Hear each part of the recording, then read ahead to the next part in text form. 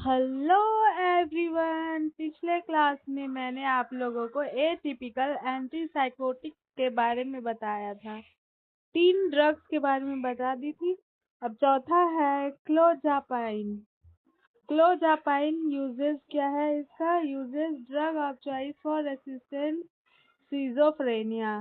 ठीक है, resistant schizophrenia उसको बोलते हैं जब कोई ड्रग काम ना करे। जब कोई ड्रग काम ना करे तब कौन सा ड्रग देंगे? क्लोजापाइन। ये कौन सा ड्रग है? एटिपिकल एंटीसाइकोटिक ड्रग है।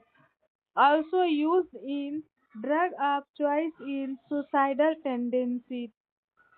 ठीक है, क्लोजापाइन कब देंगे? जब सुसाइडल टेंडेंसी हो किसी में, तब देंगे क्लोजापाइन।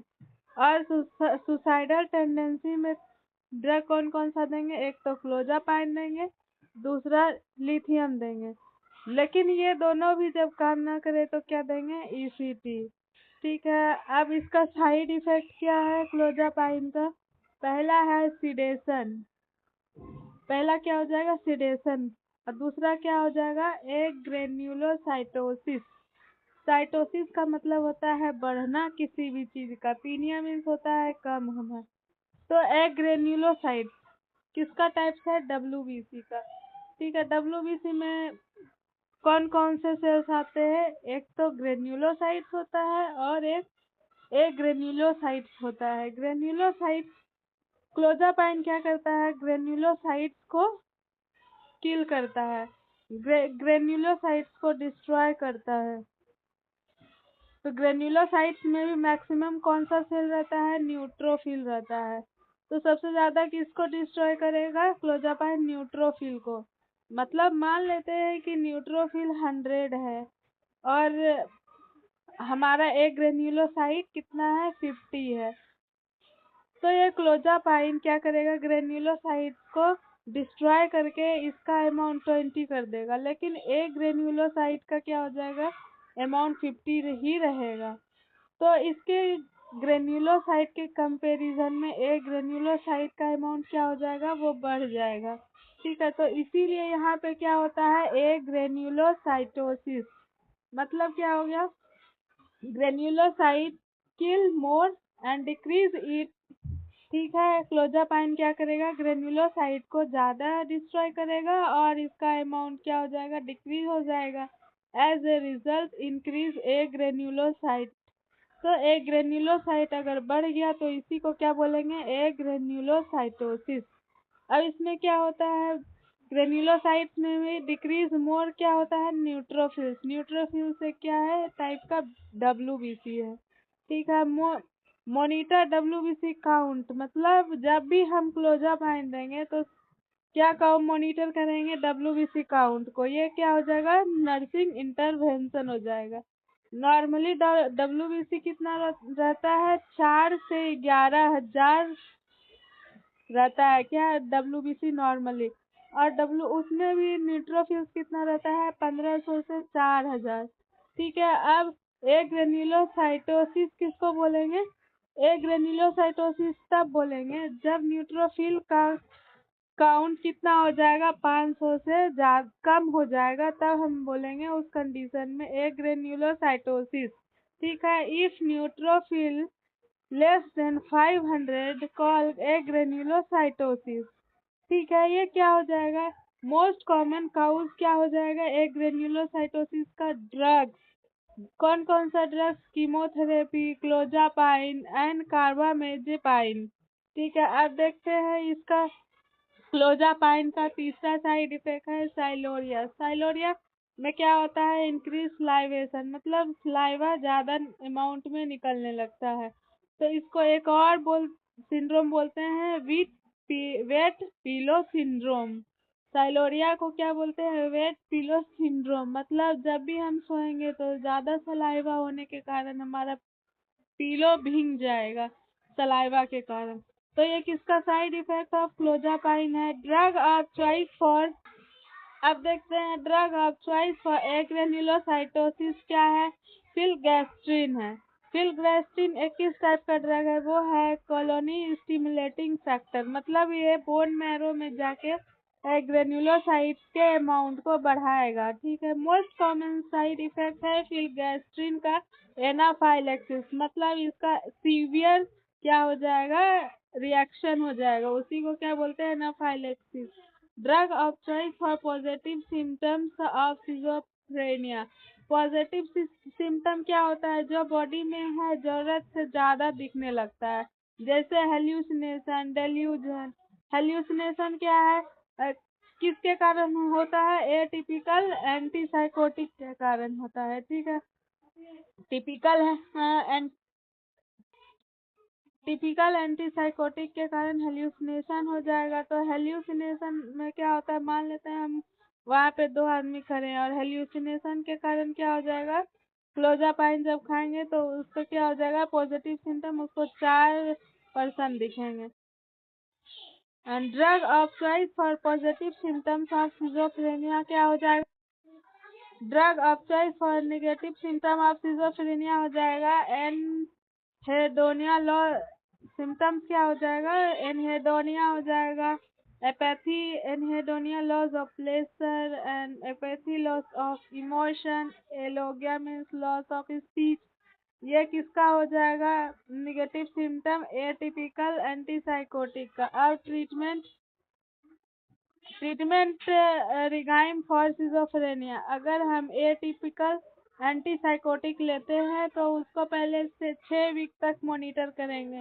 6 वीक में अगर उसका मतलब अगर कोई उसका इफेक्ट नहीं दिखेगा तो उसको गिव अनदर एटिपिकल एंटीसाइकोटिक देंगे। जब 6 वीक के बाद भी अगर उसको कोई इफेक्ट नहीं दिखेगा तो क्या देंगे, टिपिकल के एंटीसाइकोटिक देंगे। अगर टिपिकल एंटीसाइकोटिक से भी उसको कोई इफेक्ट नहीं पड़ेगा तो 6 सप्ताह बाद क्या देंगे, उसको डायरेक्ट ईसीटी देंगे। अब देखते हैं नेक्स्ट टॉपिक है एंटी डिप्रेशन। एंटी डिप्रेशन को हम बोलते हैं मूड स्टेबलाइजर्स। ठीक है। थाइमोलेप्टिक्स भी बोलते हैं, थाइमोलेप्टिक्स। लेप्टिक मीन्स होता है तोड़ना, थाइमिया मीन्स होता है मूड। ठीक है। नॉर्मल मूड को क्या बोलते हैं, यूथाइमिया। अब स्ट्रेस किसको बोलते हैं, स्ट्रेस जब हमको पता रहेगा कि हमको इस चीज से स्ट्रेस हो रहा है, जैसे पढ़ने का स्ट्रेस, एग्जाम का स्ट्रेस, हम तो सुने ही होंगे पोस्ट ट्रॉमेटिक स्ट्रेस डिसऑर्डर।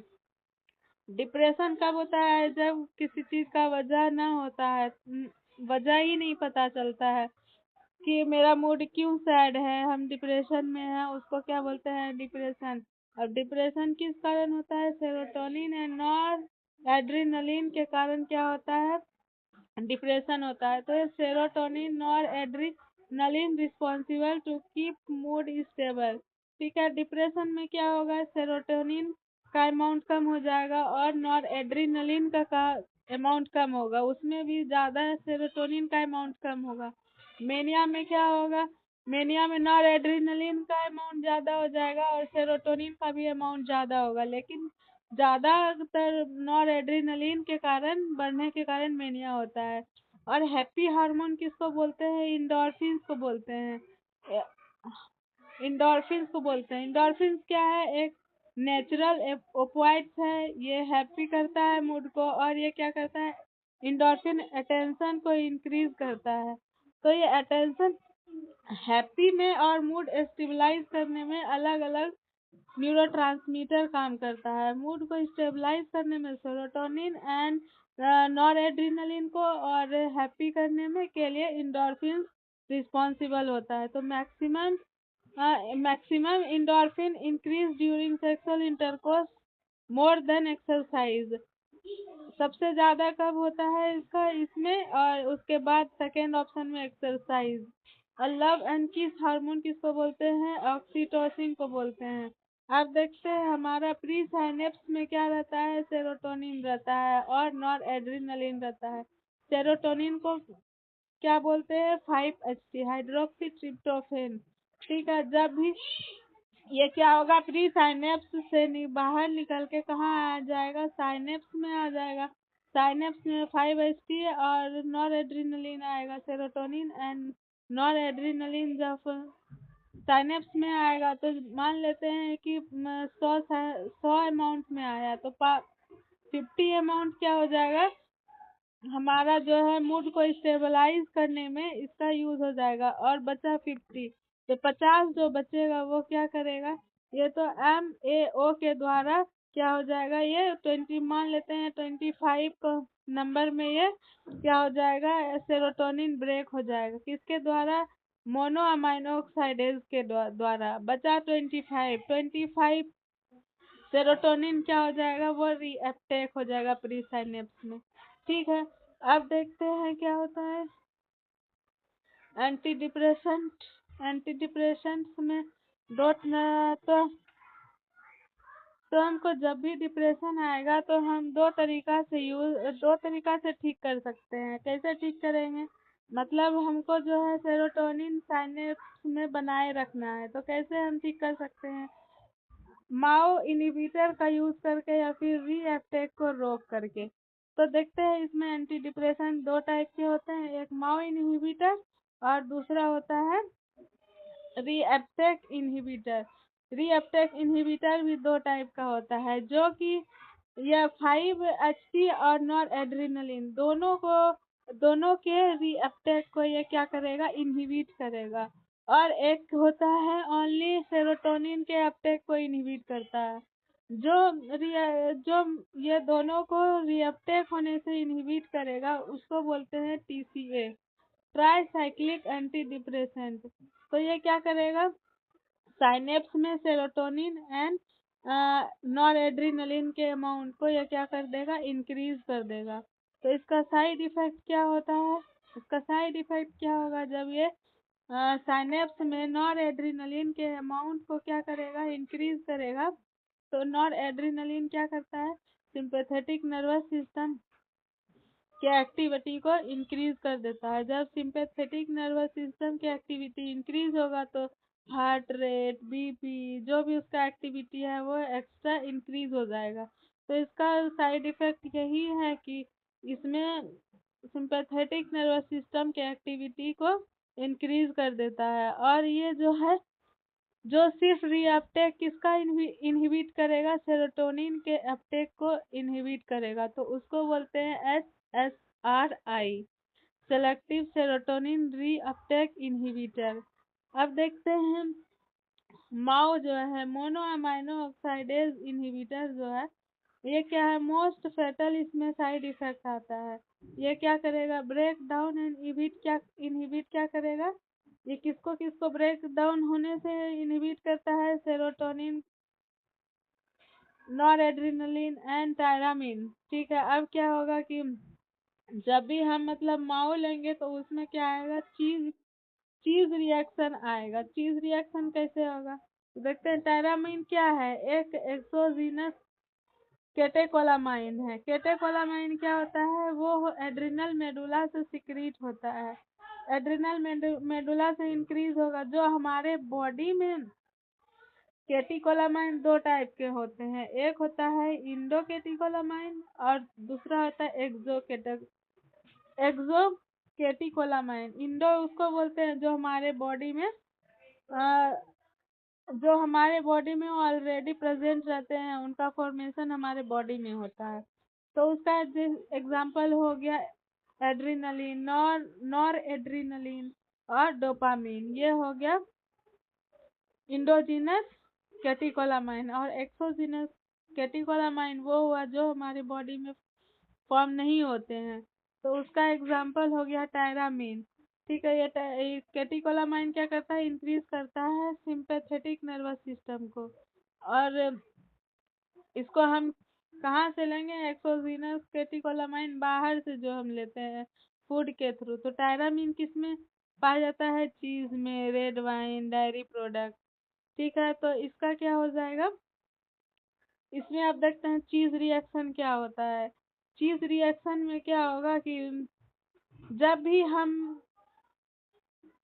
भी हम माओ इनहिबिटर किसी पेशेंट को देते हैं, माओ इनहिबिटर देंगे किसी पेशेंट को, तो क्या होगा, अगर हम उसमें चीज खा रहे हैं, चीज मान लेते हैं वो पिज्जा हम किसी पेशेंट को दे रहे हैं और उसको माओ इनहिबिटर का ड्रग चल रहा है, तो माओ इनहिबिटर क्या करता है कि सेरोटोनिन और सेरोटोनिन, नॉर एड्रिनलिन और टायरामीन।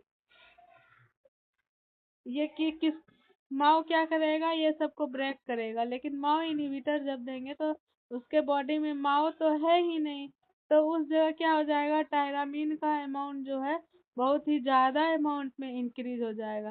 तो टायरामीन क्या है, एक सिंपैथेटिक नर्वस सिस्टम को एक्टिविटी को ये क्या करता है, इंक्रीज करता है। जब ये सिंपैथेटिक नर्वस सिस्टम के एक्टिविटी को इंक्रीज करेगा तो उससे उसका जो भी मतलब सिस्टम का फंक्शन है वह है उसका फंक्शन और ज्यादा बढ़ जाएगा। तो cheese reaction increase due to tyramine. Sign and symptoms क्या होगा, हाइपरटेंसिव क्राइसिस होगा, उसके कारण क्या होगा, ओसिपिटल हेडेक होगा। Advice with MAO inhibitor, MAO inhibitor के बाद जिसको भी माओ इनहिबिटर चलेगा ड्रग, उसको हम क्या करेंगे, अवॉइड करेंगे चीज। क्यों चीज अवॉइड करेंगे, क्योंकि चीज में टायरामीन पाया जाता है। ठीक है, अगर वो टायरामीन आ गया उसमें तो माओ है नहीं, अगर माओ नहीं है तो वो टायरामीन को डिस्ट्रॉय नहीं कर पाएगा, उसके कारण क्या हो जाएगा, हाइपरटेंसिव क्राइसिस हो जाएगा। माओ इनहिबिटर का एग्जाम्पल है MIS mnemonics, M4 moclobemide, I4 isocarboxazid and S4 selegiline. तो माओ इनहिबिटर्स का क्या हो जाएगा सही, drug of choice for cheese reaction क्या है, फेंटोलामाइन। फेंटोलामाइन क्या है, एक सिम्पेथोलाइटिक है।